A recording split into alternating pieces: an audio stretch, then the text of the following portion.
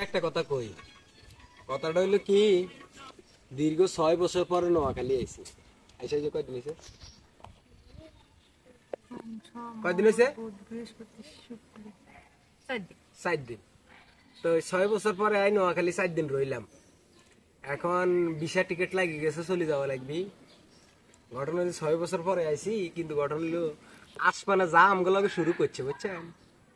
সেটা আমাকে বলি বোঝানো যাবে না। ভালো নোয়াখালী থাকলে বউ চিনো না, নোয়াখালী থাকলে বউ চিনি না, বাইরে গেলে বলে বউ চিনি, হ্যাঁ। বুঝছেন? মানে বাপের বাড়ি তো এজন্য বাপের বাড়ি তোমার পাওয়ার, তোমার বাপের বাড়ি তোমার পাওয়ার, আর ওটি তোমার পাওয়ার। আর ওটা তো আমার পাওয়ার। যাও ওটি তোমার পাওয়ার, তাহলে তুমি ওটি যাও, যাই পাওয়ার দাও, তাহলে তো হচ্ছে। পাওয়ার কি তুমি এটা তো আমাকে চিনো, তো এটা তো তুমি আমাকে চিনোই না। শুনছে? এই সোমবার থেকে শুক্রবার পর্যন্ত আমার সাথে কয়টা কথা কইছে? কয়টা কথা কইছে?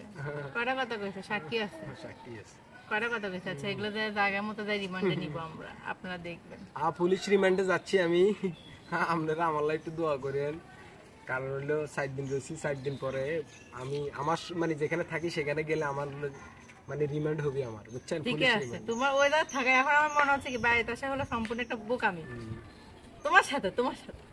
টেনশন করার কারণ নাই, আগামীকাল শুক্রবার মার খাওয়ার জন্য রেডি না, হচ্ছে। কালকে আমি গাড়ি।